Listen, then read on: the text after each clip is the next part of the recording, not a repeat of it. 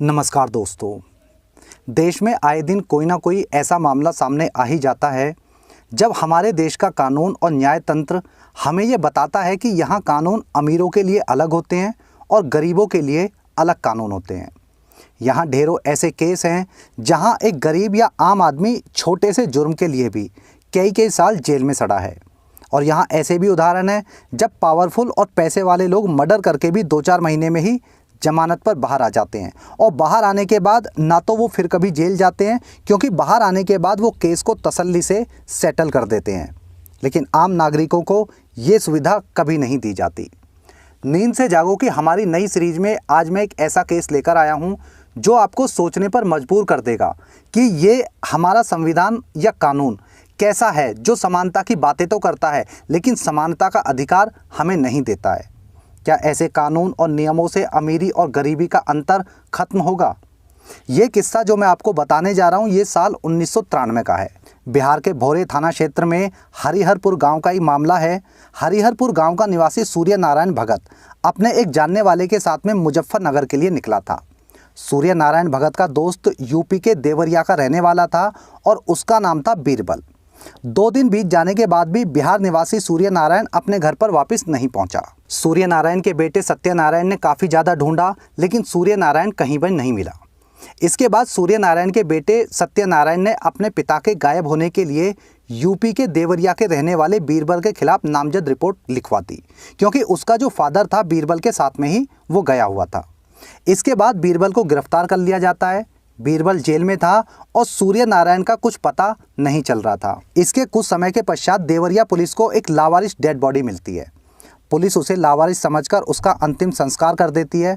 इसके बाद बिहार पुलिस को किसी और केस में देवरिया पुलिस से उसकी बात होती है तो सूर्य नारायण का फोटो दिखाया जाता है।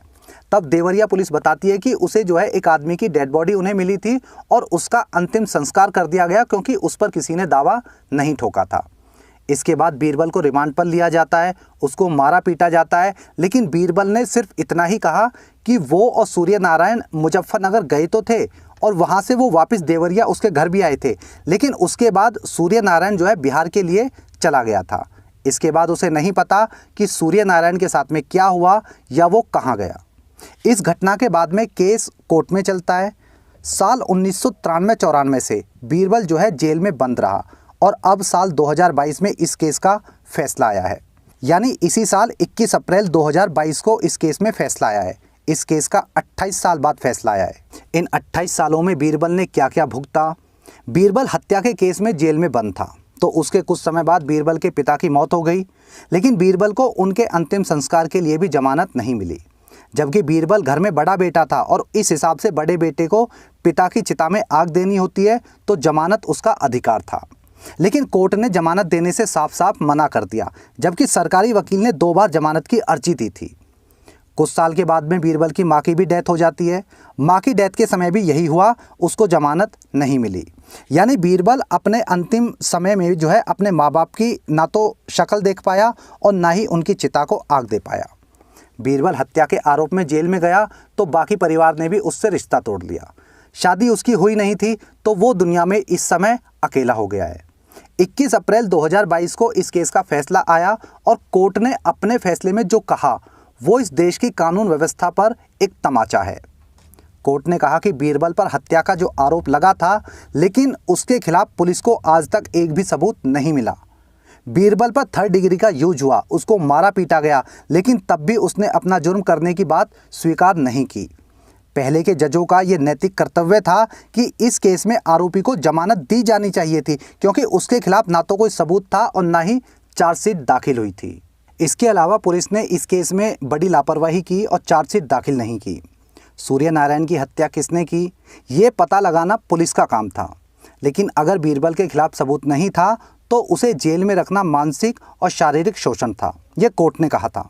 सबूतों और गवाहों के ना मिलने पर कोर्ट ने बीरबल को हत्या के आरोप से बाइज्जत बरी कर दिया। 28 साल बाद खुद को बाइज्जत बरी सुनकर बीरबल बेहोश होकर गिर गया, क्योंकि बीरबल को ये समझ नहीं आ रहा था कि उसे इस फैसले से खुश होना चाहिए या रोना चाहिए। उसकी पूरी लाइफ खत्म हो चुकी थी, आज उसके पास में कुछ नहीं था।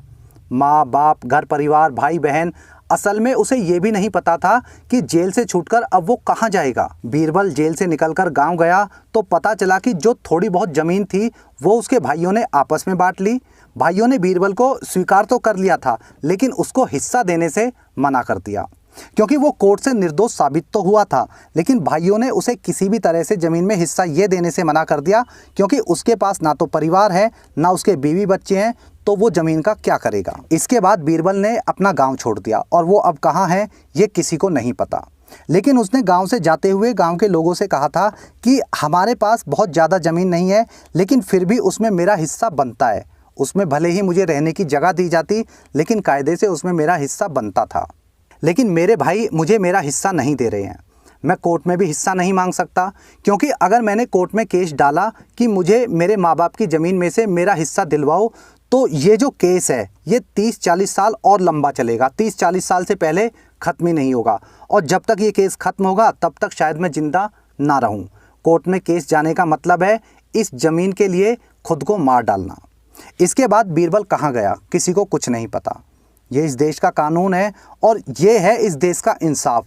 एक गरीब आदमी एक केस के बारे में, एक कोर्ट के बारे में और इस देश की न्याय व्यवस्था के बारे में क्या सोचता है, ये उसके शब्द थे कि अगर कोर्ट में केस डाला तो 30 से 40 साल लंबा चलेगा।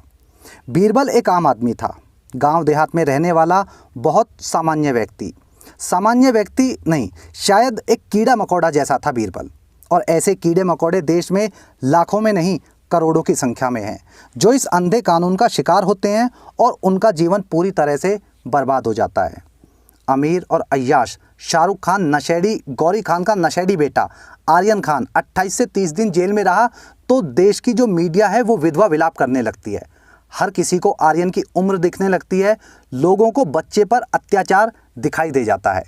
लेकिन एक गरीब आदमी 28 साल जेल में रहता है, 28 साल जेल में सड़ता है, माँ बाप परिवार पूरी तरह से बिखर जाता है, और जब वो बाहर आता है तो किसी ने उसकी खबर तक नहीं ली, किसी ने उसकी खबर दिखाई तक नहीं। जिस तरह से आर्यन खान या रिया चक्रवर्ती की खबरों को दिखाया जाता है, वैसी एक आम आदमी की खबर को कभी नहीं दिखाया जाता। ये जिस तरह से बाकी अमीरों की खबरों को बढ़ चढ़कर हाईलाइट करके दिखाते हैं, क्यों एक गरीब की खबर को कभी भी उतनी तवज्जो नहीं दी जाती। क्या बीरबल को 28 साल तक जेल में सड़ाने के लिए ये न्यायतंत्र जिम्मेदार नहीं था? कोर्ट ने अपनी गलती क्यों नहीं मानी? कोर्ट ने सारा दोष दूसरों पर क्यों डाल दिया? कोर्ट ने बीरबल को रिहा करते समय 28 साल तक टॉर्चर करने के लिए बीरबल के लिए मुआवजा यानी कंपनसेशन क्यों तय नहीं किया? क्यों कोर्ट ने अपनी गलती नहीं मानी कि माँ बाप की मौत पर अंतिम संस्कार में शामिल होने के लिए बड़े बेटे को 2-4 घंटे की छूट बीरबल का अधिकार था, जो कोर्ट ने उसे नहीं दिया? कोर्ट ने उन जजों पर कार्यवाही क्यों नहीं की जिन्होंने बीरबल को जमानत देने से हर बार मना किया था?